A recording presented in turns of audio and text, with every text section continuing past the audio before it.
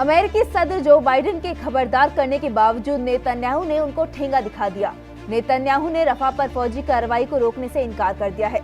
Netanyahu के इस कदम से जो बाइडेन के साथ उनकी नाइत्तेफाकियां बढ़ गई हैं, जिसकी वजह से नेतन्याहू अब इस जंग में और ज्यादा अकेले पड़ गए हैं। पीर को तकरीबन 1 महीने के बाद बाइडेन और नेतन्याहू के बीच फोन कॉल पर बात हुई, जिसमें बाइडेन ने नेतन्याहू को रफा पर कार्रवाई करने से रोका था, लेकिन नेतन्याहू ने कल बाइडेन की बात को खारिज कर दिया। ऐसा करके उन्होंने साबित कर दिया है कि वो अपना दिमागी तवाजुन खो चुके हैं और उन्हें अपने जाती एजेंडे ज्यादा प्यारे हैं। न्यूज एजेंसी रॉयटर्स के मुताबिक नेतन्याहू ने गुज़िश्ता रोज लॉ मेकर से कहा कि उन्होंने अमेरिकी सदर को साफ तौर पर वाज़ेह कर दिया है कि वो रफा में हमास की बटालियनों को खत्म करने के लिए पुरअज़्म है और फौजी कार्रवाई के अलावा और कोई रास्ता नहीं है। नेतन्याहू के रद्द अमल पर व्हाइट हाउस ने कहा कि वो फिलिस्तीनियों की हिफाजत को पक्का करने के लिए इजराइल की तरफ से एक भरोसे के लायक प्लान पेश किए बिना रफा ऑपरेशन की हिमायत नहीं करेगा। नेतन्याहू की परेशानी है कि वो जिद्दी और मतलब परस्त है। अंदर खाने वो खुद जानता है कि वो अकेला पड़ चुका है और उसको जिद खत्म करनी ही होगी। यही वजह है कि कतर में हॉस्टेज टॉक के लिए उसकी तरफ से भेजे गए मोसाद चीफ डेविड बार्निया खुद तो दोहा से वापस आ गए,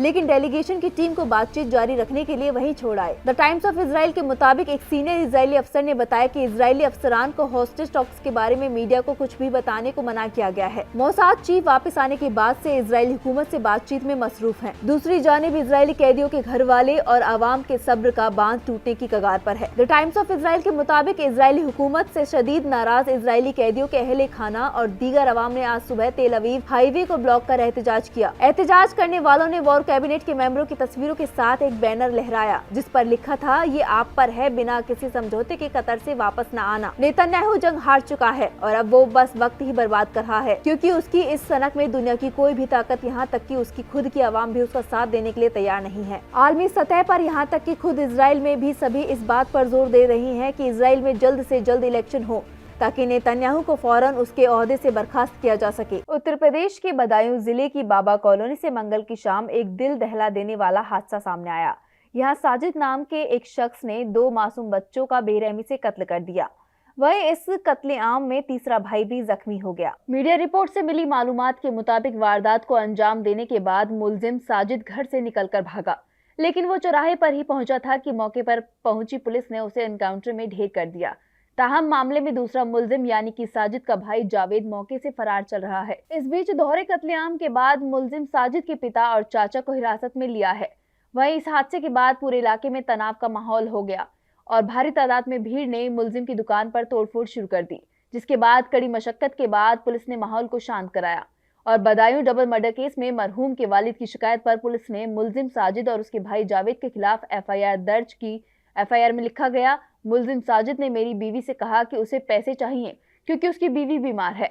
जब वो पैसे लेने के लिए अंदर गई तो उसने कहा कि वो बीमार महसूस कर रहा है और छत पर टहलने जाना चाहता है और मेरे बेटे को अपने साथ ले गया। उसने अपने भाई जावेद को भी छत पर बुला लिया। जब मेरी बीवी लौटी तो उसने साजिद और जावेद को हाथों में चाकू लिए देखा। साजिद ने मेरे बेटे पर भी हमला करने की कोशिश की और उसे चोटें भी आईं। दोनों भाग रहे थे और साजिद ने मेरी बीवी से कहा कि आज उसने अपना काम पूरा कर लिया है। आपको बताते चले, मरहूम के पिता विनोद कुमार बाबा कॉलोनी में रहते हैं और उनकी पत्नी घर में ही पार्लर चलाती हैं। वो अपने 3 बच्चों के साथ घर पर अकेली थी। वहीं उनके घर के सामने ही हादसे को अंजाम देने वाले अहम मुलजिम साजिद का सैलून है। वाराणसी जिला अदालत ने ज्ञानवापी मस्जिद के जुनूबी तहखाने के ऊपर मुस्लिम अकीदतमंद को जाने से रोकने की गुजारिश वाली हिंदू पार्टी की दरख्वास्त पर सुनवाई के लिए 11 अप्रैल की तारीख तय की है। कोर्ट ने हाल ही में तहखाने में हिंदुओं को पूजा की इजाजत दी थी। वहीं हिंदू पार्टी के वकील मदन मोहन यादव ने बताया कि मुस्लिम पार्टी के मेंबरों ने 19 मार्च को इंचार्ज जिला जज की कोर्ट में कहा कि वो रमजान महीने के रोजे रख रही हैं, इसलिए उन्हें अपनी बात रखने के लिए वक्त दिया जाना चाहिए। उन्होंने बताया कि इसके बाद कोर्ट ने सुनवाई की तारीख 11 अप्रैल तय की है। हिंदू पार्टी की तरफ से दायर दरख्वास्त में कहा गया है कि व्यास तहखाने की छत काफी पुरानी और कमजोर है और इसके सुतूनों की मरम्मत की जरूरत है। नई दरख्वास्त दायर किए जाने से कुछ दिन पहले ही इलाहाबाद हाई कोर्ट ने कहा था कि ज्ञानवापी मस्जिद के व्यास तहखाने में हिंदू प्रार्थनाएं जारी रहेंगी। हाई कोर्ट ने इस सिलसिले में जिला अदालत के हुक्म को चुनौती देने वाली मस्जिद कमेटी की दरख्वास्त खारिज कर दी थी।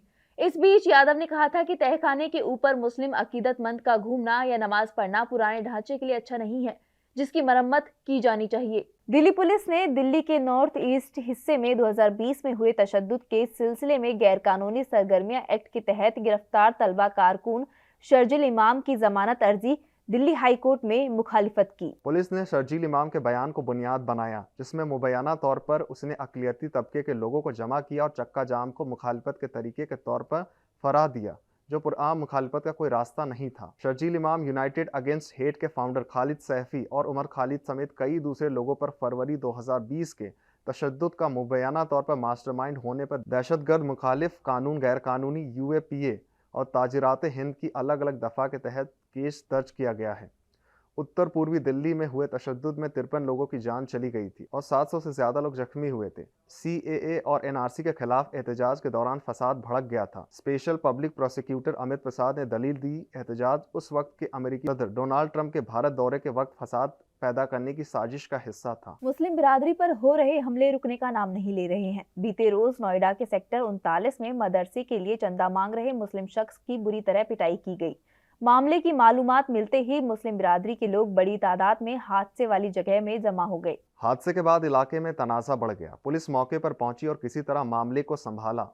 मुस्लिम बिरादरी के लोगों ने इल्जाम लगाया कि शख्स मदरसे के लिए चंदा मांग रहा था। तभी सलाहपुर के रहने वाले नीरज भाटी ने गाली गलौज शुरू कर दी। इसके बाद नीरज ने पहले तो शख्स की दाढ़ी खींची, फिर बुरी तरह मारने लगा। पुलिस ने फिलहाल घायल शख्स को इलाज के लिए अस्पताल भेज दिया है। पुलिस के आला अफसरान ने बताया है कि इलाके में अमन बहाल कर ली गई है। मुजरिम को गिरफ्तार कर पुलिस कानूनी कार्रवाई कर रही है। इलाहाबाद हाई कोर्ट ने मौलाना तौकीर रजा को साल 2010 में हुए बरेली तशद्दुद के मामले में 27 मार्च तक राहत दी है। मौलाना तौकीर रजा खान ने इलाहाबाद हाई कोर्ट में बरेली कोर्ट के उस हुक्म को चुनौती दी थी जिसमें उनके खिलाफ गैर जमानती वारंट जारी किया था। हाई कोर्ट ने ट्रायल कोर्ट को तौकीर रजा की जमानत अर्जी पर कानून के हिसाब से फैसला लेने की हिदायत दी है। हाई कोर्ट ने मौलाना तौकीर रजा के खिलाफ जारी गैर जमानती वारंट के हुक्म पर रोक लगाने से इनकार किया है। कोर्ट ने कहा है कि तौकीर रजा को 27 मार्च से पहले कोर्ट में सरेंडर करना होगा। अदालत ने तौकीर रजा को छूट दी है कि वो ट्रायल कोर्ट से जमानत ले सकते हैं। ट्रायल कोर्ट ने साल 2010 में हुए बरेली तसादुम के लिए मौलाना तौकीर रजा को मास्टरमाइंड माना है। मरकजी हुकूमत ने सुप्रीम कोर्ट में हलफनामा दाखिल कर कहा है कि गैर कानूनी तरीके से मुल्क में घुसे रोहिंग्या मुसलमानों को मुल्क में बसने नहीं दिया जाएगा। हुकूमत ने दलील दी है कि आइन में आर्टिकल 21 के तहत मुल्क में बसने को लेकर जो हुकूक दिए गए हैं वो सिर्फ मुल्क के लोगों पर लागू होते हैं। मरकजी हुकूमत ने अपने हलफनामे में बताया कि सुप्रीम कोर्ट ने अपने कई फैसलों में यह साफ किया है कि मुल्क में रहना या बसना पार्लियामानी मसला है जो आर्टिकल 21 से इतर है। एक गैर मुल्की शहरी को आइन के आर्टिकल 21 के तहत केवल जिंदगी और आज़ादी का हुकूक दिया गया है, ना कि मुल्क में रहने या बसने का। हुकूमत ने आगे कहा कि भारत UNHRC रिफ्यूजी कार्ड्स को नहीं मानता। गुजरात यूनिवर्सिटी हॉस्टल में नमाज पढ़ रहे 5 गैर मुल्की तलबा पर हुए हमले के तनाजे को लेकर अब यूनिवर्सिटी की vice chancellor doctor Neerja Gupta का बयान सामने आया है। वीसी का कहना है कि तलबा पर हमले की सिर्फ एक वजह नमाज पढ़ना नहीं थी। उन्होंने कहा कि यूनिवर्सिटी में पढ़ रहे गैर मुल्की तलबा को अपने खाने पीने की आदतों का ध्यान रखना चाहिए। उन्हें शाकाहारी बिरादरी के जज्बात को देखते हुए आदतों और रवैये के लिए हसास बनाने की ज़रूरत है। जिन तलबा पर हमला हुआ वो अफ्रीकी मुल्क अफगानिस्तान और उज्बेकिस्तान के रहने वाले हैं। वीसी ने कहा सिर्फ नमाज पढ़ना इसकी वजह नहीं हो सकती। मसला मजहब से जुड़ा नहीं बल्कि सकाफत से जुड़ा है। मिसाल के तौर पर गैर मुल्की तलबा गोश्तखोर खाना खाते हैं, लेकिन गुजरात समाज शाकाहारी समाज है। अगर वो कुछ खाते हैं और इधर उधर फेंक देते हैं तो ये तनाजे की वजह बन सकता है। चूंकि ये गैर मुल्की हैं इसलिए जल्दी ही लोगों की नज़र में आ जाते हैं। इसलिए मैंने कहा कि ये सिर्फ एक हादसे से जुड़ा नहीं है। हम किसी के नमाज पढ़ने के लिए इतने आदमी बर्दाश्त नहीं है।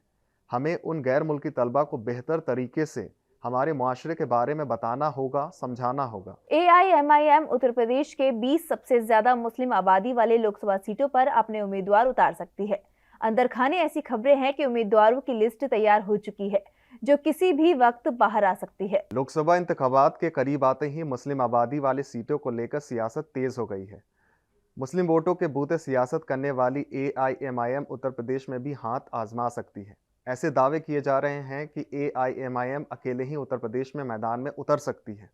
बिहार, उत्तर प्रदेश, महाराष्ट्र जैसे सूबों में अगर AIMIM उम्मीदवार उतारती है तो इंडिया इत्तेहाद को नुकसान हो सकता है। मीडिया रिपोर्ट्स के मुताबिक AIMIM संभल, मुरादाबाद, मेरठ, बिजनौर, अमरोहा, फिरोजाबाद, बुलंदशहर, कैराना, अलीगढ़, नगीना, रामपुर, आजमगढ़, सहारनपुर, बरेली, बहराइच की लोकसभा सीटों पर उम्मीदवार उतार सकती है। कल यानी 10वें रमजान को पैगंबर इस्लाम हजरत मोहम्मद सल्लल्लाहु अलैहि वसल्लम की बीवी और उम्मुल मोमिनीन हजरत खदीजा रजी अल्लाह ताला अन्हा को उनके योम विसाल पर याद किया जाएगा।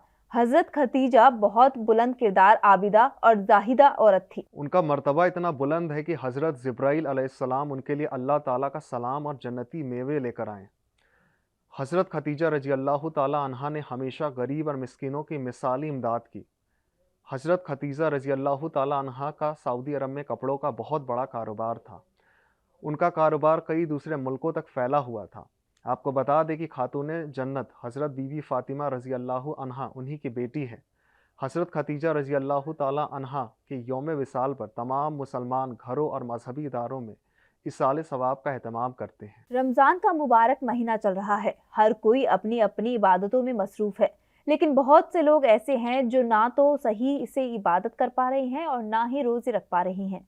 इस वक्त पर एक पूरा परिवार फुटपाथ पर रहने को मजबूर है। ये नज़ारा है नॉर्थ ईस्ट दिल्ली के कच्ची खजूरी खास इलाके का, जहां उत्तरकाशी के टनल में फंसे मजदूरों को निकालने वाला असली हीरो वकील हसन अपने परिवार के साथ बुरे हालात में रहने को मजबूर है। आपको बता दें कि गुज़िश्ता दिनों डीडीए ने अपनी कार्रवाई करते हुए वकील हसन के मकान को तोड़ दिया था, जिसके बाद से ये यहीं बैठे हुए हैं। मैं इस वक्त दिल्ली के खजूरी खास इलाके में मौजूद हूँ और उस जगह पर जहाँ पर रेड माइनर्स असली हीरो कहे जाने वाले वकील हसन के घर पर डीडीए ने बुलडोज़र की कार्रवाई की और घर तोड़ दिया। रमज़ान का पहला अशरा चल रहा है, रमज़ान का महीना चल रहा है। ऐसे में लोग अपनी अपनी इबादतों में लगे हुए हैं, रोज़े रख रहे हैं, इबादत का महीना है। ऐसे में इन लोगों के साथ क्या हालात हैं यहाँ पर, ये किस तरीके से अपनी इबादत कर रहे हैं, किस तरीके से रोज़े का एहतमाम करते हैं और सहरी और इफ्तार का किस तरीके से इनका ये पूरा जो है रमज़ान का महीना गुज़र रहा है, और सरकार ने और सरकार के ज़िम्मेदारान लोगों ने इनसे आकर के क्या मुलाकात की, क्या इनसे बात की, वो सभी कुछ जानने के लिए हम यहाँ पर पहुँचे हैं। मैं सुनवाता हूँ आपको। जी, हमें 48 घंटे का टाइम दिया गया था यहाँ पे। 48 घंटे से आज हम 20 दिन हो चुके हैं बैठे बैठे। मेरी तबीयत भी ख़राब है। अभी मैं इंटरव्यू देने की स्थिति में नहीं हूँ, लेकिन फिर भी हमें आज 20 दिन हो गए यहाँ बैठे बैठे, लेकिन अभी भी कोई समाधान होता दिखाई दे नहीं रहा। हम डीडी के ऑफिस गए थे मिलने के लिए, तो उन्हें इतना टाइम नहीं है कि वह हमसे मिल के कम से कम ये बता सके कि हमारे जो ये खिलाफ कार्रवाई हुई है इस पर क्या कार्रवाई चल रही है। रोज़े नाम के रोज़े हो रहे, बस कलाम पाक नहीं पढ़ पा रहे, नमाज नहीं पढ़ पा रहे, यहाँ पर रह के खुले में है। कभी सामने नाली भर जाती है, ये हमने खुद पत्थर हटा के सारी नाली की सफाई करी थी हमने खुद अपने हाथों से।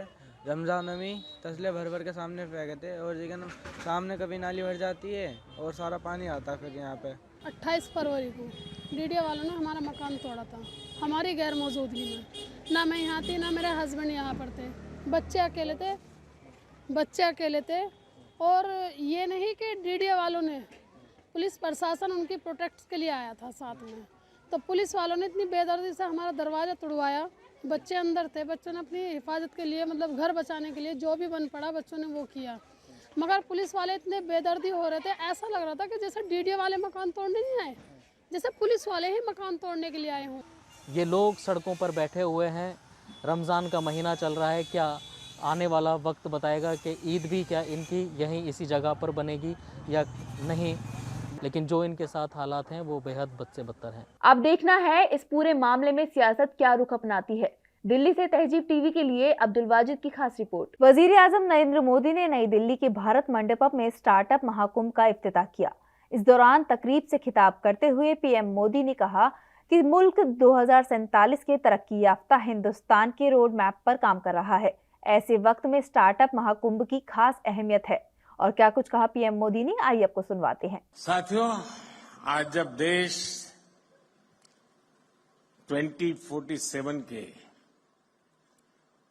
विकसित भारत के रोड मैप पर काम कर रहा है, ऐसे समय मुझे लगता है कि ये स्टार्टअप महाकुंभ का बहुत महत्व है।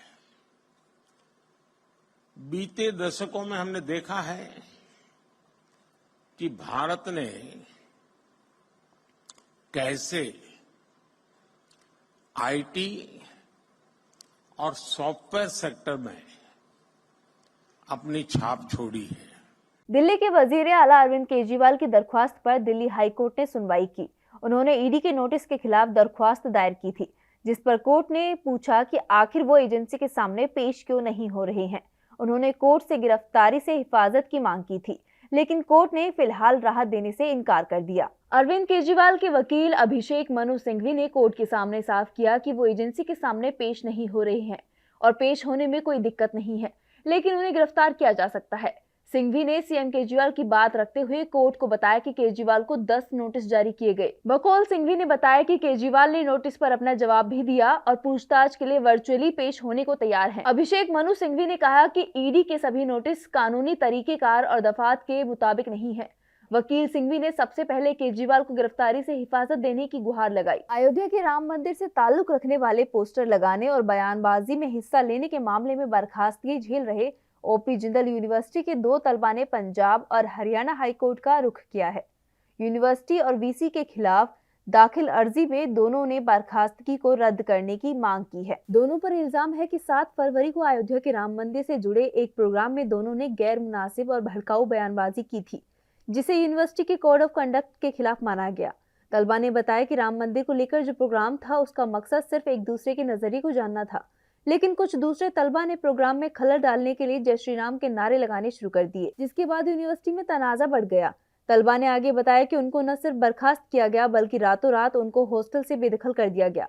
लोकसभा इंतखाबी बिगुल बज गया है और कई पार्टियों ने अपने उम्मीदवारों की लिस्ट भी जारी कर दी है, जिनमें से मुल्क की सबसे बड़ी पार्टी बीजेपी ने लोकसभा सीटों के लिहाज से देश के सबसे बड़े सूबे उत्तर प्रदेश में 51 उम्मीदवारों का ऐलान कर दिया है। वहीं मालूमात तो ये भी मिल रही है कि दिल्ली में हुई बीजेपी कोर कमेटी की बैठक में यूपी की 25 सीटों पर उम्मीदवारों के नामों पर भी चर्चा की गई, लेकिन इन सबके बीच एक नाम ऐसा है जिसे टिकट दिए जाने पर सस्पेंस बरकरार है।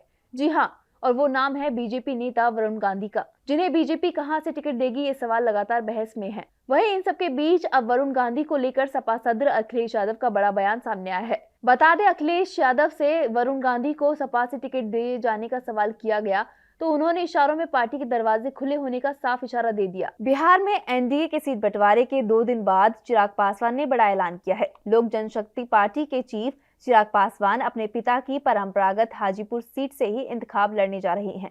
उन्होंने बुध को इसका ऐलान किया। खास बात यह है कि चिराग पासवान के मरहूम वालिद रामविलास पासवान हाजीपुर सीट से 9 बार पार्लिमानी मेंबर रहे। 1977 के इंतखाबात में रामविलास पासवान ने जनता पार्टी के टिकट पर इंतखाब लड़ा था। उस इंतखाब में उन्होंने कांग्रेस उम्मीदवार को 4.25 लाख वोटों के फर्क से हरा दिया था। ये पहली बार था जब किसी नेता ने इतनी बड़ी जीत हासिल की थी। ये जीत इतनी बड़ी थी कि उनका नाम गिनीज बुक में भी दर्ज किया गया था। 1977 के चुनाव के बाद हाजीपुर सीट पर रामविलास पासवान का दबदबा बन गया। नाज़रीन, मुल्क की बात में आज के लिए बस इतना ही। मुझे दीजिए इजाजत। आदाब।